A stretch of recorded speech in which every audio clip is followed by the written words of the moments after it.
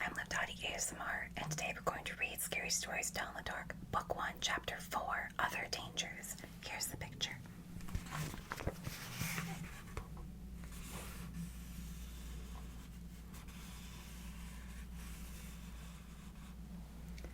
I wonder who this depicts.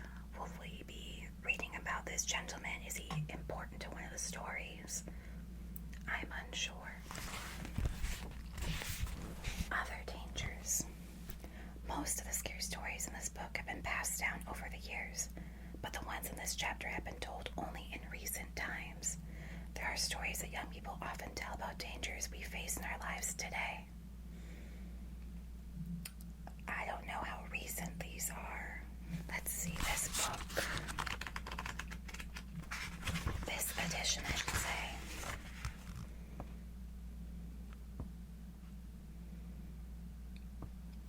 I believe this is from 1981, but if you know the correct edition date of this book, the year, please let me know in the comments to know how recent these stories are.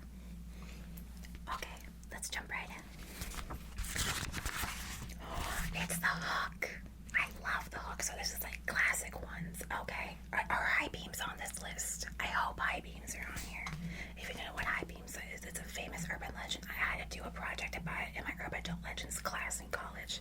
Yeah, there's urban legends class in college. It rocked. The Hook. Donald and Sarah went to the movies. Then they went for a ride in Donald's car. They parked up on a hill at the edge of town. From there, they could see the lights up and down the valley. Donald turned on the radio and found some music, but an announcer broke in with a news bulletin. A murderer had escaped from the state prison. He was armed with a knife and was headed south on foot. His left hand was missing. In its place, he wore a hook. Let's roll up the windows and lock the doors, said Sarah.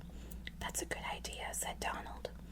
That prison isn't too far away, said Sarah. Maybe we really should go home. But it's only 10 o'clock, said Donald. I don't care what time it is, she said. I want to go home. Look, Sarah, said Donald. He's not going to climb all the way up here. Why would he do that? Even if he did, all the doors are locked. How could he get in? Donald, he could take that hook and break through a window and open a door. I'm scared. I want to go home. God, Donald, listen to your girlfriend. Jeez. Donald was annoyed. Girls always are afraid of something. Donald needs to die. This Donald specifically, not Donald Duck. He's cool. Now he's cool. He's done some problematic things, so. Wait. As he started the car, Sarah thought she heard someone or something scratching at her door. Did you hear that? She asked as they roared away. It sounded like somebody was trying to get in. Oh, sure, said Donald. Soon they got to her house. Would you like to come in and have some cocoa? No, I've got to get home. He went around to the other side of the car to let her out. Hanging on the door handle was a hook. Yeah, there are many versions of the story. The one I heard was of a person who escaped a mental health facility, formerly known as like an insane asylum. The other one I heard was a killer lumberjack in the woods, or regular old serial killer a la Michael Myers or Jason Voorhees. But there is some debate, there is some discussion about whether this story demonizes those with prosthetics. And honestly, I can see that, and it makes sense. Unfortunately, there, in my opinion, allegedly, all that jazz, there seem to be a lot of villainization of folks who are disabled and folks who have prosthetics and such as that. You know, think of like Captain Hook from Peter Pan. It's very unfortunate, and it really promotes the narrative of being afraid of people who are different, people who think differently, people who use different abilities, who adapt. So just try to keep that in mind, especially with stories like these in like horror in the future. Now, there have been some horror movies and horror novels who depict disabilities in a better light, like in a more positive, advantageous light. One that you may not even like think of before, you know. And I just find that very interesting. I hope there's more horror movies and horror stories and things of that nature like that to promote like people in the space. Disabled folks like horror too. Hello. And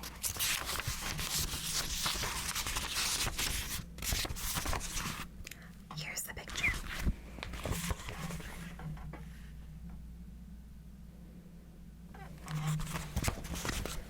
Yeah.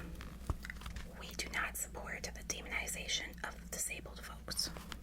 No, thank you.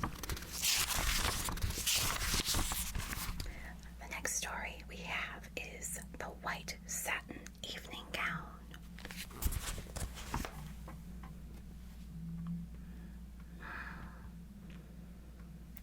The white satin evening gown. Is it a wedding dress? Can we not just call it a wedding dress?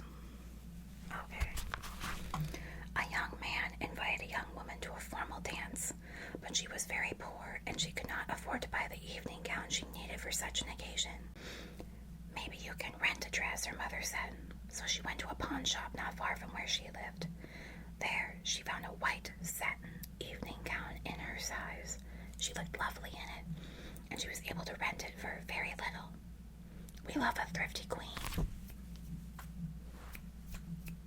Yes. When she arrived at the dance with her friend, she was so attractive, everyone wanted to meet her. She danced again and again and was having a wonderful time. But then she began to feel dizzy and faint, and she asked her friend to take her home. I think I've danced too much, she said. When she got home, she lay down on her bed. The next morning, her mother found that her daughter had died. The doctor did not understand what had caused her death, so he had the coroner perform an autopsy. The coroner found that she had been poisoned by embalming fluid. It had stopped her blood from flowing. There were traces of the fluid on her dress. He decided it had entered her skin while she perspired while she was dancing. The pawnbroker said he bought the dress from an undertaker's helper. It had been used in a funeral for another young woman, and the helper had stolen it just before she was buried.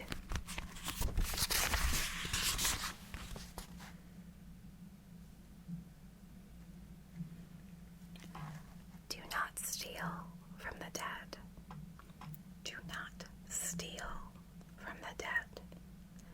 Do not steal from the deceased. Try not to disrespect the deceased. It will always come back to haunt you, literally. Also, if we have any morticians out there, can you let me know, or let me know like in the comments or at me or something? I don't think this can happen, but I want to be sure. Like, if I'm sweating a lot and there's embalming fluid next to me, like if I'm sweating a lot and there's embalming fluid on my clothes, I don't think it would be enough to poison my system just from sweating. It's kind of like the old wives' tale of ink poisoning, like drawing on your skin. You're going to get ink poisoning and you're going to die and yada, yada, yada. My understanding of ink poisoning is the ink basically has to go directly into your bloodstream. So as long as like you're on the epidermis, you're on your skin, you should be fine. But let's say that you're like drawing too hard and you end up piercing the skin and creating like a scab, then it's dicey and do not do that. Okay? Stay safe out there. Don't steal from the deceased. Our next story is high beams. Here's the picture. Oh yeah, she's gonna get haunted tonight. She's going to be haunted tonight. High beams. High beams. The girl driving the old blue sedan was a senior at the high school. She lived on a farm about 8 miles away and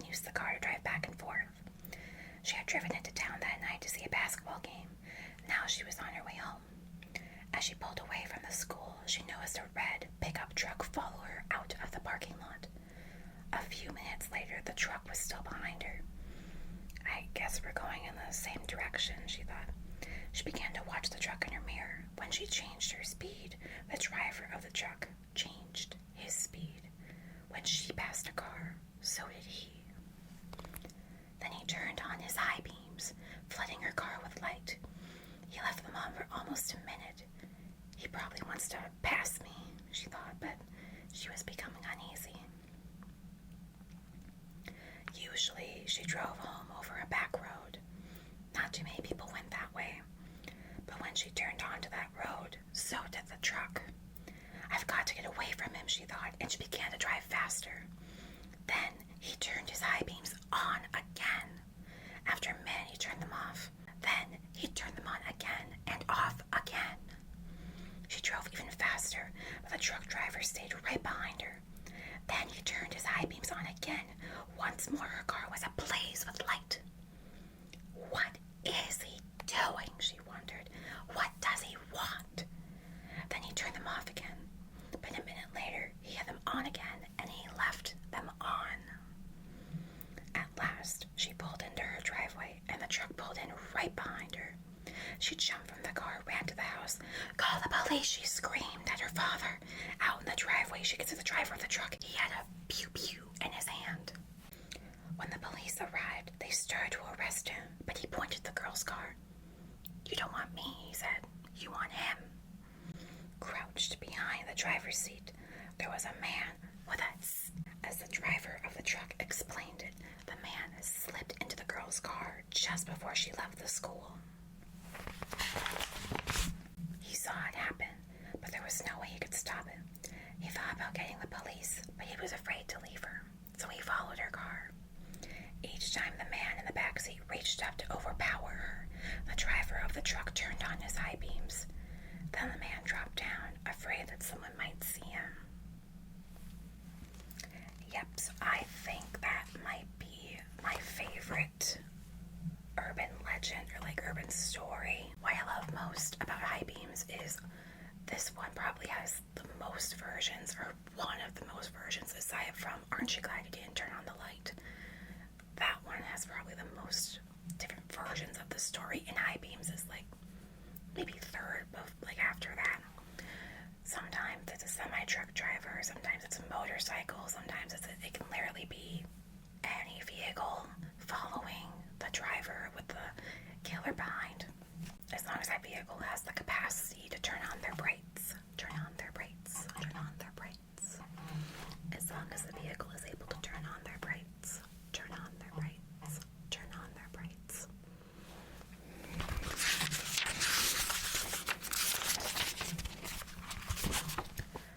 Our final story of Chapter 4 is called The Babysitter.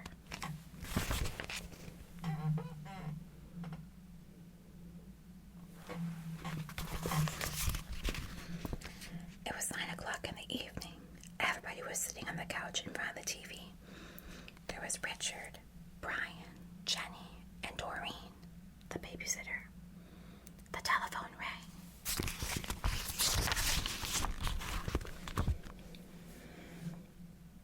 "Maybe it's your mother," said Doreen. She picked up the phone. Before she could say a word, a man laughed hysterically, then hung up. "Who was it?" asked Richard. "Some nun," said Doreen. "When, miss?" At 9:30, the telephone rang again. Doreen answered it.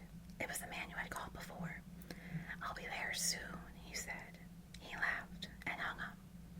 "Who was it?" the children asked. "Some crazy person," she said. About 10 o'clock, the telephone rang again. Jenny got to it first. "Hello," she said. It was the same man. "One more hour," he said. Then he laughed and he hung up. He said, "1 more hour." "What did he mean?" asked Jenny. "Don't worry," said Doreen. "It's somebody fooling around." "I'm scared," said Jenny. About 10:30, the telephone rang once more. When Doreen picked it up, the man said, "Pretty soon now," and he laughed. "Why are you doing this?" Doreen screamed, and he hung up. "Was it that guy again?" asked Brian. "Yes," said Doreen. "I'm going to call operator and complain. The operator told her to call back if it happened again, and she would try to trace the call. At 11 o'clock, the telephone rang again. Doreen answered it. Very soon now, the man said, and he laughed and hung up. Doreen called the operator. Almost at once, she called back. That person is calling the telephone from upstairs. You better leave. I'll get the police. Just then, a door upstairs opened. A man they had never seen before started down the stairs toward them. As they ran from the house, he was smiling in a very strange way. A few minutes later, the police found him there and arrested him. Okay, here's my question. Was this story popular before or after the original Black Christmas? I would argue it's the original slasher movie. It's where the stereotype cliche motif of the call is coming from inside the house, comes from Black Christmas. And there is an inside joke with my partner where we'll just yell out, it's coming from inside the house. The call is coming from inside the house. So, yeah, I love that. Anyway, thank you for joining me for reading Scary Stories Tell in the Dark, Chapter 4, Other Dangers. I hope you will join me for one more chapter that comes out on Halloween.